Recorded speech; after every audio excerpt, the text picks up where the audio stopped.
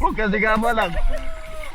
Welcome back mga ka-adventure, isang mapagpalang araw naman muli at maligayang pagbabalik sa ating YouTube channel. Panibagong araw, panibagong adventure na naman tayo. Samahan niyo po ako sa aming simpleng dayo naman na nagawa dito sa Kulyon at dumayo ng isang araw na pamana at masubukan itong spot dito ni Tol Eman Adventure at pamana sa spot niya. At siyempre magka-chin ko naman today at makasumpong ng panibagong huli at panibagong record naman sa araw na ito. So samahan niyo po ako sa ating simpleng adventure naman na nagawa together with Bro Silent in Tol Eman. So what are we waiting for mga ka-adventure? Let's G!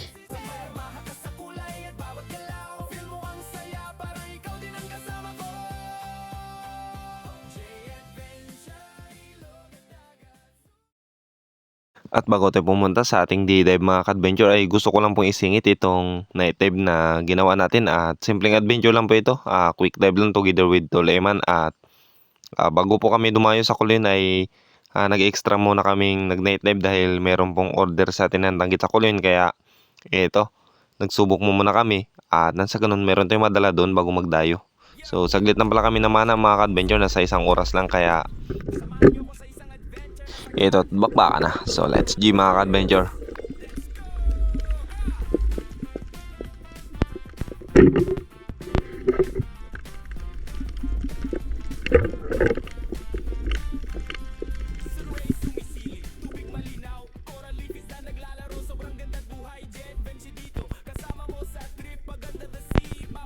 Once again, maraming salamat po sa inyo lahat mga ka-adventure sa patuloy na suporta at lagi panonood sa ating mga simpleng adventure na ginagawa. And pasensya na po kayo kung ilang days tayong hindi nakapag-upload gawa ng nagkasabay-sabay yung schedule natin at medyo na busy tayo. So this time lang nakapag-upload kaya pagpasensyahan nyo na. And big shoutout po sa inyong lahat mga ka-adventure.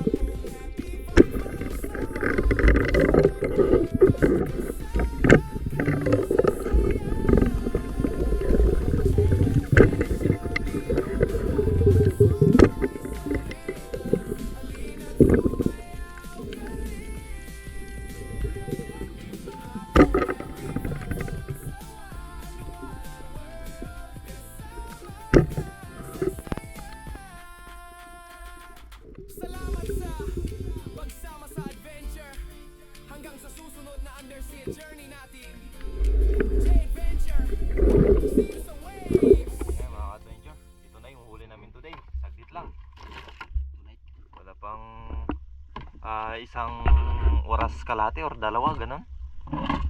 Ito na, puno na agad. Bilis. Oh, all gods, thanks be to God.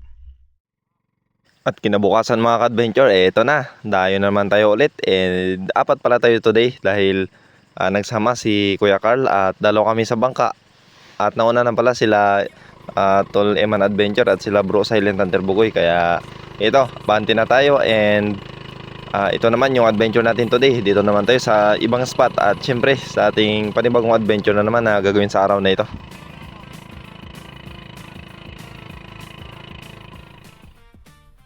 Yun, dito na tayo sa spot mga ka-adventure. Nauna na yung mga kasama ko nandun.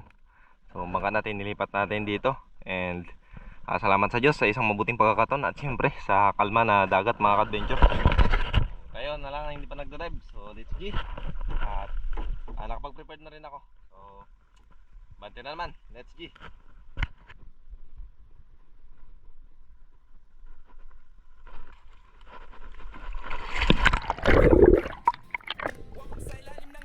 Kalmada at medyo malinaw yung dagat mga ka-adventure, kaya lang merong para siyang mga yellow na umangat sa dagat. So ito, napakadami mga ka-adventure at medyo sagabal siya kapag naghaan ka, pero tiyagain lang natin at medyo walang agos yung time na ito, kaya hindi rin tayo masyadong nakapana talaga ng marami mga ka-adventure. At pagkatapos natin mag-load ng pana, syempre diretso warm up na agad at nag-drop lang tayo dito around 12 meters din siguro ito mga ka-adventure kung hindi ako nagkakamali. So dito tayo nag-unang ambush today.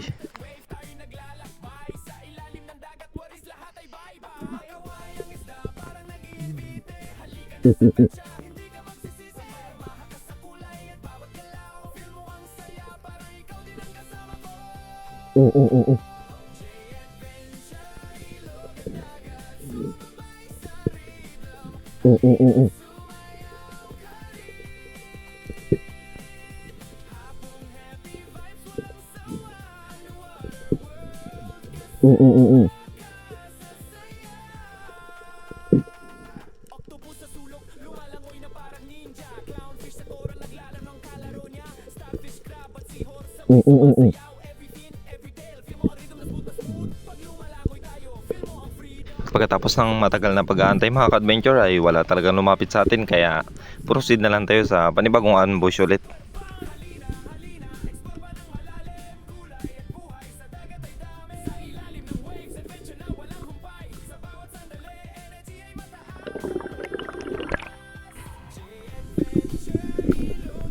At pagkatapos makapagpahinga mga ka-adventure at makuha yung magandang sakto ng pahinga sa katawan ay syempre bumaba na agad tayo at dito akala ko tira na sana tayo, kaya lang iba pala yung nagpakita sa atin dito mga ka-adventure.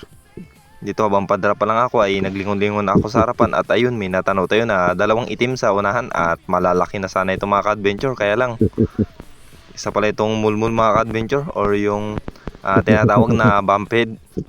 So hindi rin natin pwedeng tirahin, kaya tamang for the eyes only lang mo muna.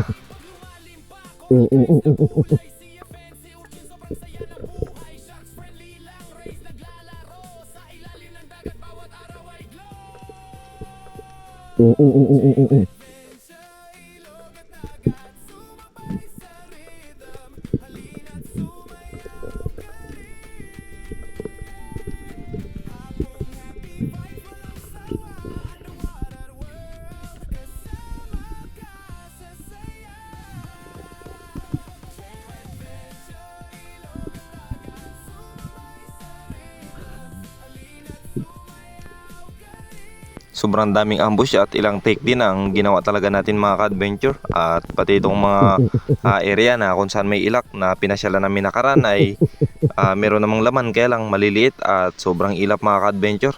Ayaw siguro magpakain, kaya wala pa rin tayo natira sa pagkakataong ito.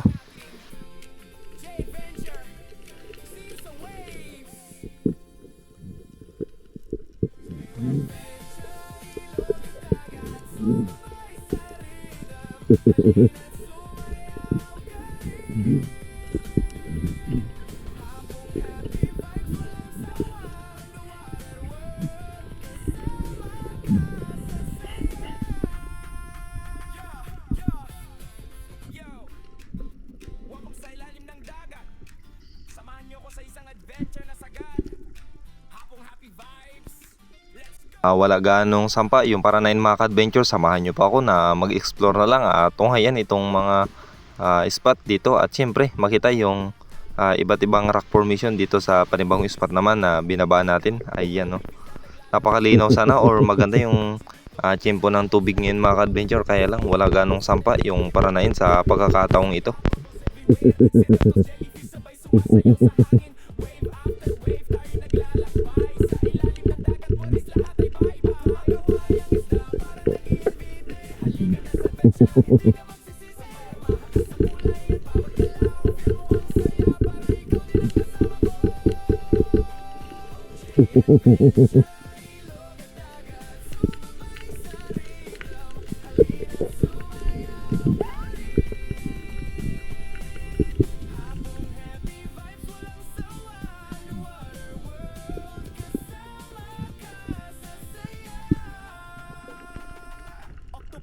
At makalipas ang kalahating oras na paglalami mga ka-adventure, finally nakakita na tayo ng unang target sa araw na ito. So this time ay alumahan kung tawagin ito sa amin.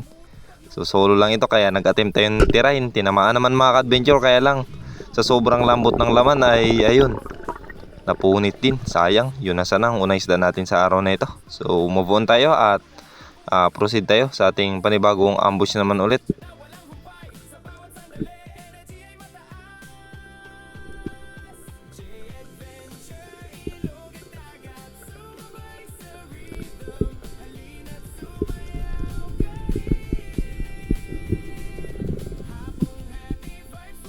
At dito mga ka-adventure, nakakita tayo ng indong or eel kung tawagin mga ka-adventure. So medyo good size na siya kaya nagbawas tayo ng guma at ito, pinitasan natin mga ka-adventure para sa unang huli natin sa araw na ito.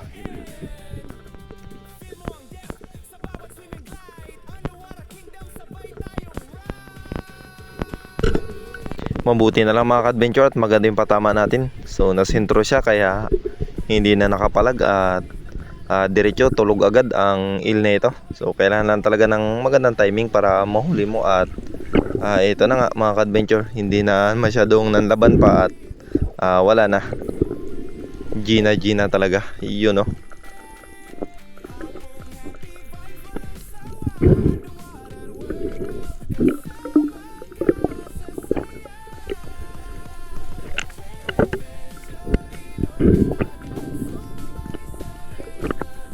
At pagkatapos ko ma-recover ang indong na ito mga ka-adventure ay hindi ko talaga inaasahan ang pagkakataong ito dahil nag-uusap lang kami ni Tol Eman Adventure at may lumapit sa amin na grupo ng barakuda mga ka-adventure.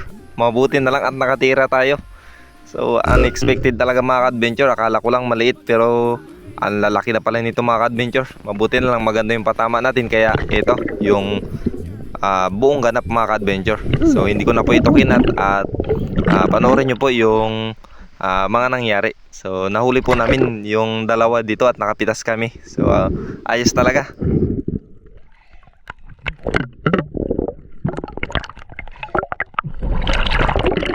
Huwag mo na to rin. Huwag mo na to rin. Bilisan ako. Nakapana kasi ng putian si Tol Eman mga ka-adventure kaya ito siguro yung isa sa dahilan kung bakit lumapit or umikot sa amin yung barakuda. Mabuti na lang at lumapit tayo doon at ayun, nagkataon din talaga na nag-usap-usap kami at mabuti na lang. Ito talaga the power of teamwork. So iba pa rin talaga kapag may kasama ka mga ka-adventure, lalo na sa mga adventure kasi bukod sa meron nakakakita sa iyo ay meron ka ring dive body. Relax lang, relax lang.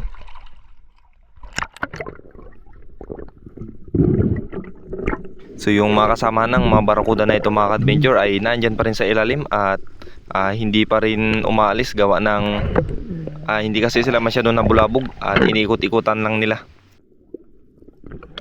Sila ko konti para mag-angat.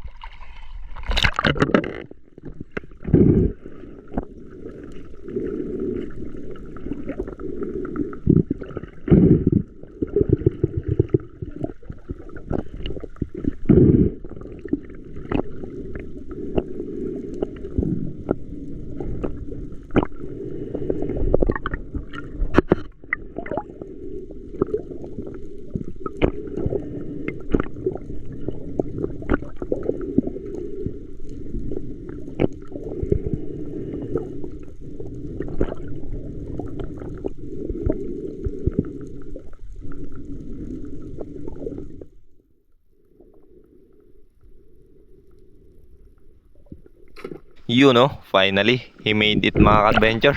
Nakapitas pa talaga ng isa.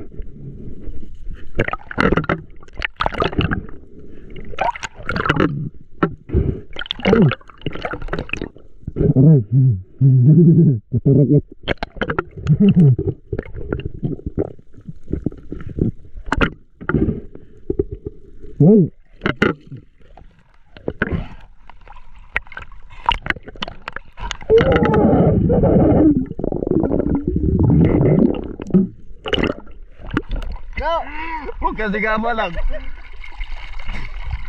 Pa-thumbnail lang. Pa-thumbnail. Yes, yo. Grabe kalaki. Sobra 5 kilo to. No. Tarangin sa tuwid-tuwid pa ko lang iya. Mabuti lang kamulan. Mabuti na si intro kaya hindi nagsirit. Oh, dia.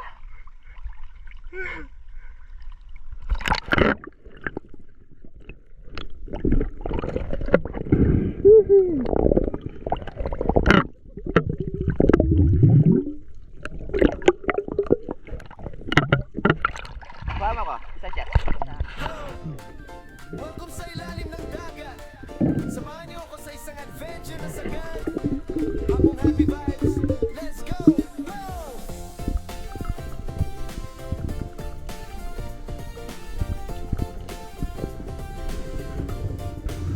Sun rays sumisilip, tubig malinaw. Coral reef isda naglalaro, sobrang gandang buhay. Gel adventure dito, kasama mo sa trip. Pagandang the sea, bawat sandali.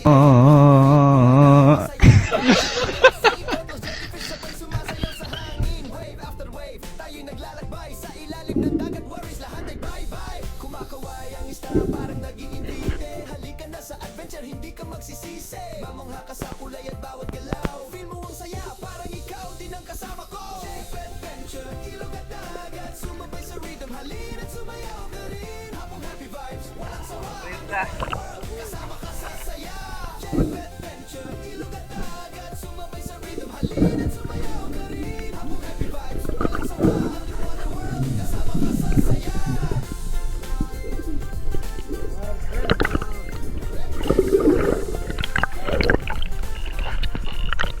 Laki na kita. Yan mga ka-adventure, nagtatabi mo muna kami. Time check.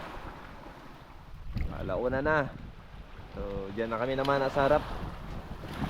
Dito pala kami sa Tara. Sa Tara sa Tawa pala, sorry lang. You know? Layo na, Tara. Suka. Tigre. Tapos, nag-ihaw din dito si Bro Silent. Yan o. Kremit yan, Pang malakas ang kremit. Nakahang lang. Dahan na kremit para manayad. Panayad. Woohoo. Woohoo. Yan. Sibog, sibog.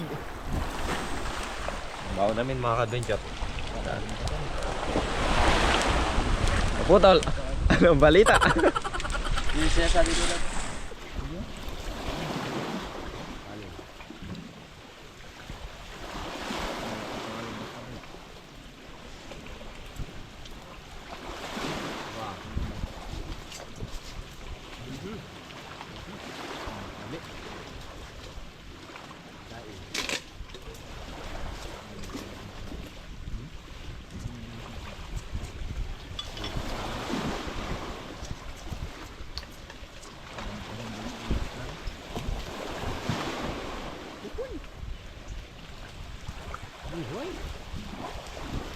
Suka, suka.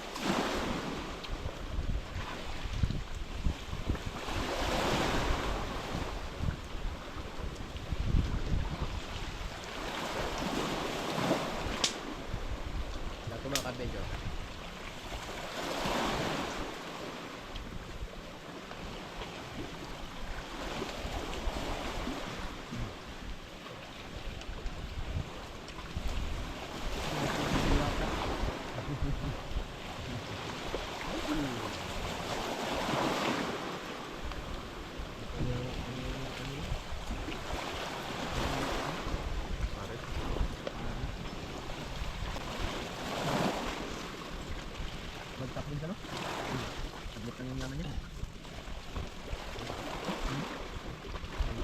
Yaman. Lipas. May malugtan pa, aray mo. Kasawan. Kasawan, no? Lato.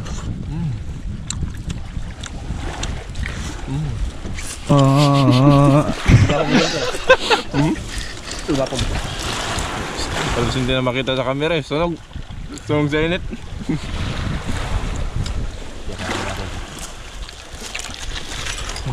Oh. Lokwa.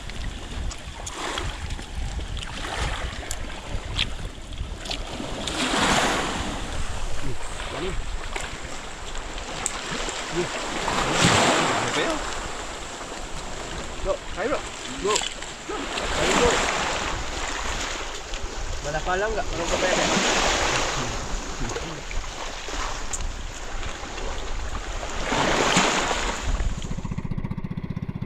Yun, tapos na kami chibog mga ka-adventure.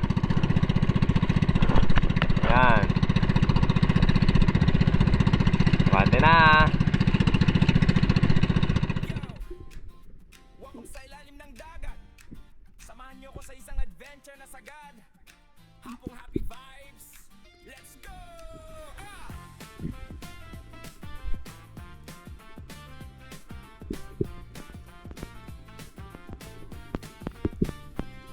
Sumisili, tubig malinaw. Coral reefs na naglalaro. Sobrang ganda buhay. Jet venture dito. Kasama mo sa trip. Paganda the sea. Bawat sandali ay hip-hop beat. Buhay na masaya. Bubbles everywhere. Set up those jellyfish. Sabay sumasayaw sa hangin. Wave after wave. Tayo naglalakbay. Sa ilalim ng dagat. Waris lahat ay bye-bye. Away ang isda. Parang nag-iimbite. Halika na sa adventure. Hindi ka magsisisi.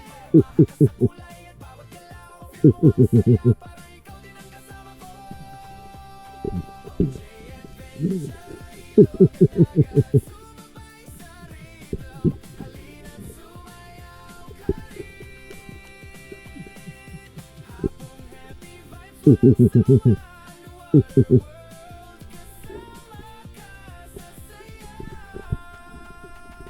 Octopus sa sulok, lumalangoy na parang ninja. Clownfish sa coral, naglalanong kalaro niya. At makalipas ang ilang minuto na paglalangoy mga ka-adventure, finally nakakita na rin tayo ng target. Kaya lang napakailap din, kaya hindi rin natin natira. Sayang yung lapo-lapo na ito, malaki na rin sana. Underwater party, pitay super bang. Halina, halina, explore pa ng malalim. Kulay at buhay sa dagat ay marami sa ilalim ng waves. Adventure na walang humpay. Sa bawat sandali, energy ay mataas. Yan ang mga ka-adventure.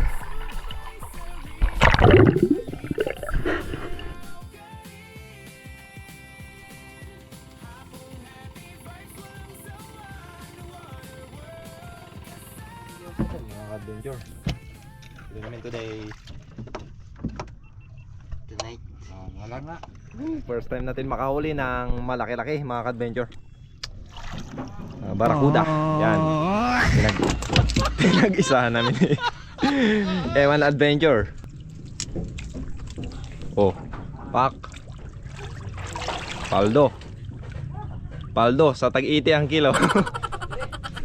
Ito tol, sino nakatira niyan? Ito. Grabe. Oo. Sa kanya yun, kanina pa yung tangali. Ah, yun sinabi mo. Oh, yun yung sinabi ni Katalog.